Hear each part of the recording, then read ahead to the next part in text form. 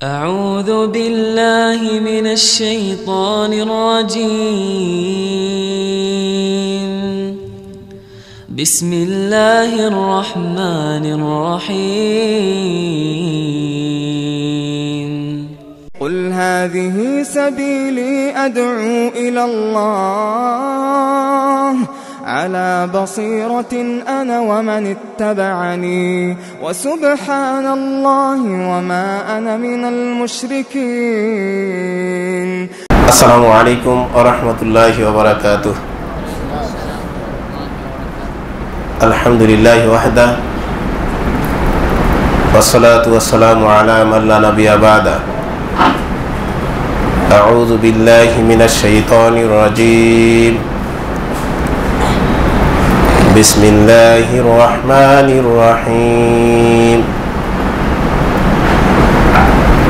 يا أيها الذين آمنوا كتب عليكم الصيام كما كتب على الذين من قبلكم لعلكم تتقون. آمنت بالله. কিউস্যাট জামে মসজিদ কর্তৃক আয়োজিত আজকের এই ইফতার মাহফিল ও আলোচনা সভার উপস্থিত আহলে হাদিস আন্দোলন বাংলাদেশ আমিরে জামাত ডক্টর প্রফেসর মোহাম্মদ আসাদুল্লাহ গালিব কর্তৃক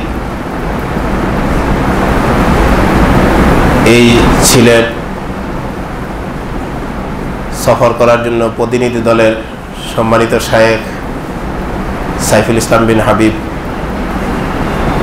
উপস্থিত, এহসানুল হক আরিফ হিসাব উপস্থিত, কিউস্যাট ইনস্টিটিউটের ছাত্রবৃন্দ, শুকরিয়া জ্ঞাপন করছি ওই আল্লাহ পাক সুবহানাহু ওয়া তাআলা দরবারে যিনি সিয়ামরত অবস্থায় ইফতারের পূর্ব মুহূর্তে কোরআন ও সহিহ হাদিসের আলোচনা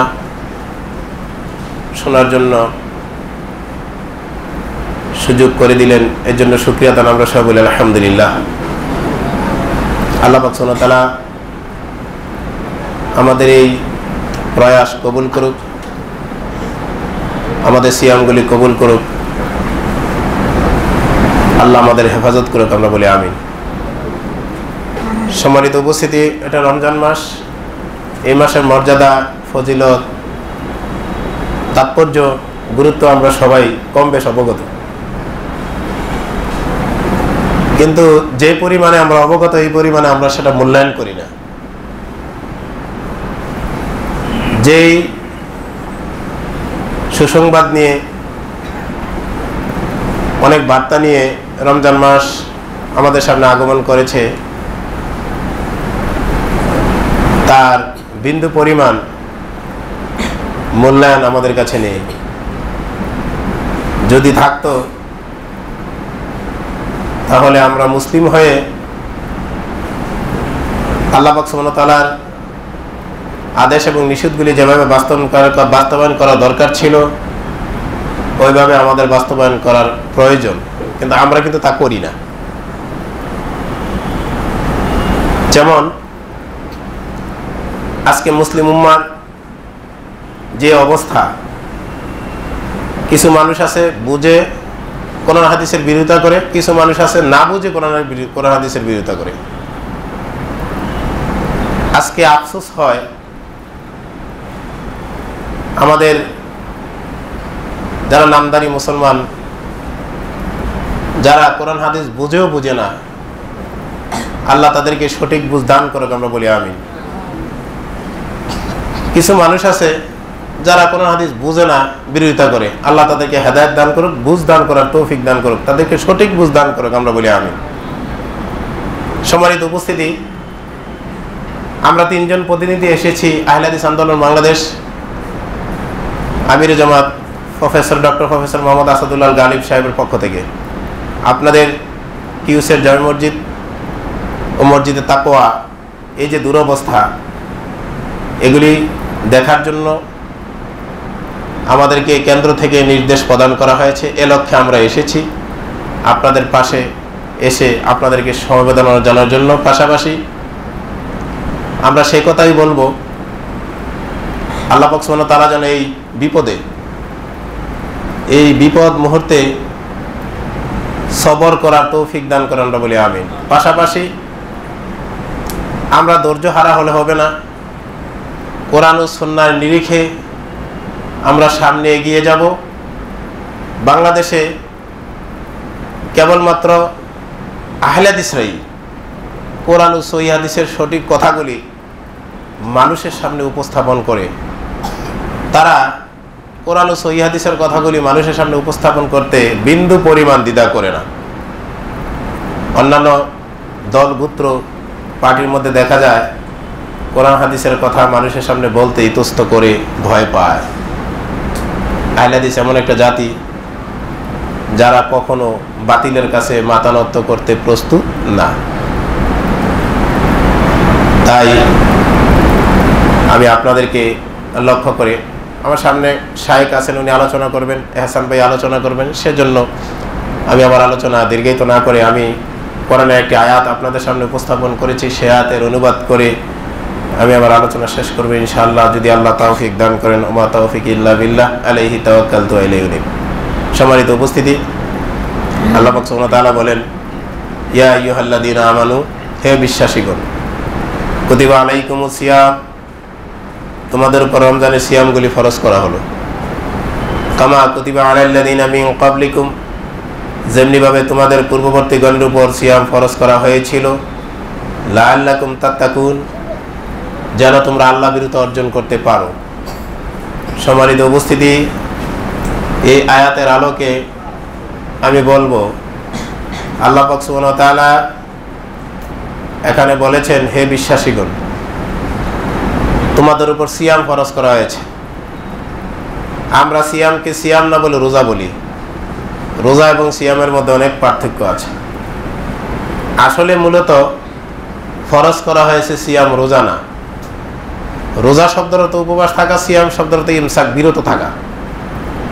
সুবে সাদেক থেকে শুরু করে সূর্যাস্ত পর্যন্ত যাবতীয় পানাহার, খাদ্য এবং পানাহার এগুলি থেকে বিরত থাকা, পাশাপাশি অন্যায় অশ্লীল বেহাপনা কাজ থেকে বিরত থাকার নাম হচ্ছে সিয়াম।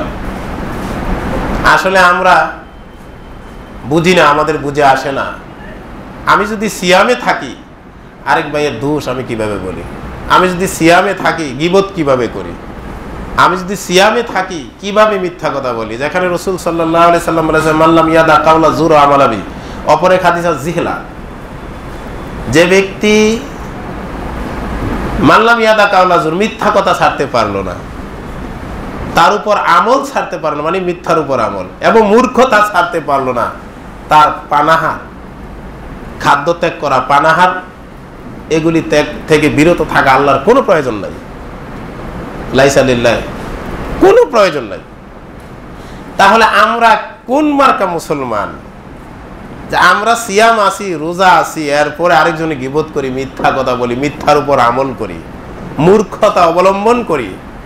আল্লাহ পাক সুবহানাহু ওয়া তাআলা আমাদেরকে মিথ্যা পরিত্যাগ করার তৌফিক দান করে, আমরা বলি আমিন। আল্লাহ পাক সুবহানাহু ওয়া তাআলা আমাদেরকে মিথ্যার উপর আমল করা থেকে বিরত থাকার তৌফিক দান করে, আমরা বলি আমিন। আমরা মূর্খতা অবলম্বন করা থেকে বিরত থাকতে পারে, আল্লাহ যেন সেই তৌফিক দান করেন। সম্মানিত উপস্থিতি, এই আল্লাহ ও রাসূলের বিধান মেনে আসলে কি আমরা সিয়াম পালন করি? আমি একটি আয়াত আপনাদের সামনে উপস্থাপন করতে চাই। সেখানে আল্লাহ পাক সুবহানাহু ওয়া তাআলা বলেন, ফামান কানা ইয়ারজু লিকা রাব্বিহি ফালিয়ামাল আমালান সলিহা ওয়া লা ইউশরিক বিইবাদাতি রাব্বিহি আহাদা।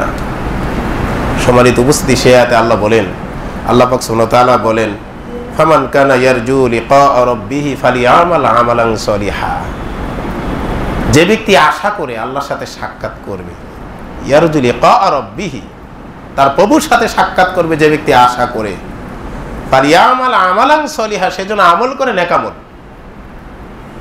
এই নেকামলের ব্যাখ্যায় আমি বলবো, নেকামল কি আমি মনে করি যেটা নেক এটা না, আল্লাহ রাসূল যেটাকে নেক বলেছেন সেটা। আমি কি বিষয়টা বুঝাইতে পারছি?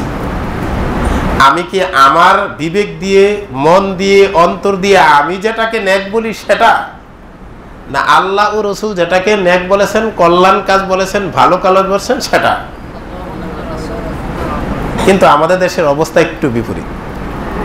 যেমন একটা উদাহরণ দিই, আমাদের দেশে দোয়ার আগে পরে, ভালো কাজের আগে পরে, আপনার যে কোনো কল্যাণকর কাজের আগে পরে আমাদের দেশের আলেমরা বালাগালুলা বিকামালিহি কাশাফাত দুজা বিজামালি হাসানাতি জামিয়া খিসালিহি সাল্লু আলাইহি ওয়া আলিহি পড়ে থাকেন।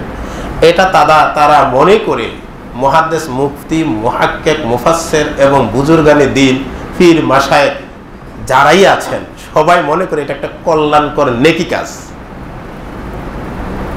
আর অধিকাংশ মানুষ সেটাকে দুরূহ মনে করেন। আলেম আমি মনে করলাম, আলেম মনে করলো, মুফতি মনে করলো, মুহাদ্দিস মনে করলো সেটা নেক, কিন্তু কোরআন হাদিসের দৃষ্টিকোণ থেকে সেটা কল্যাণকর না, নেক না। এখন আমরা কোনটা মূল্যায়ন করব? যেটা রাসূল সমর্থিত, সেটা যেটা রাসূল সমর্থিত না, মুহাম্মদ সমর্থিত না, সেটা আমরা বর্জন করব, প্রত্যাখ্যান করব। এই জায়গাতে এসেই সমস্যা। আল্লাহর সাথে সাক্ষাৎ করতে নেক আমল করতে হবে, এর পাশাপাশি আরেকটা শর্ত, ওয়ালা ইউশরিক বিইবাদাতি রাব্বিহি আহাদা, আল্লাহর ইবাদতের ক্ষেত্রে কোনো শিরিক করা যাবে না। আমি যে বালাগালুল্লাহ বললাম এর মধ্যে শিরকের গন্ধ আছে, মানে আপনি মনে করলেন নেক আমল, কিন্তু এর মধ্যে কি আছে? শিরক। তাহলে আল্লাহর সাথে সাক্ষাৎ করার জন্য দুটা শর্ত। তো এই রমজান মাস আসছে, ইবাদতের মাস, আমরা ইবাদত করব আল্লাহর সন্তুষ্টির জন্য। মানে ইবাদত করতে গিয়ে কোনটা নেক এটা আমি বাছাই করতে হবে, নির্ণয় করতে হবে এটা নেক, এটা সঠিক, এই কাজটার মধ্যে কোনো ভুল নাই, নির্ভুল। এরপরে ইবাদত করতে গিয়ে শিরকের সাথে আপোষ করা যাবে না। তাই আসুন আমরা যেন আমাদের সিয়াম এবং সিয়ামকে কেন্দ্র করে, রমজান মাসকে কেন্দ্র করে যে ইবাদত করব, ইবাদতগুলি যেন নেক আমল হয় এবং এটা যেন আমরা নির্বাচন করতে পারি, পাশাপাশি আমরা যেন শিরক থেকে বিরত থাকতে পারি। আল্লাহ যেন আমাদের সেই তৌফিক দান করেন। এই বলে আমার সংক্ষিপ্ত আলোচনা এখানে শেষ করছি।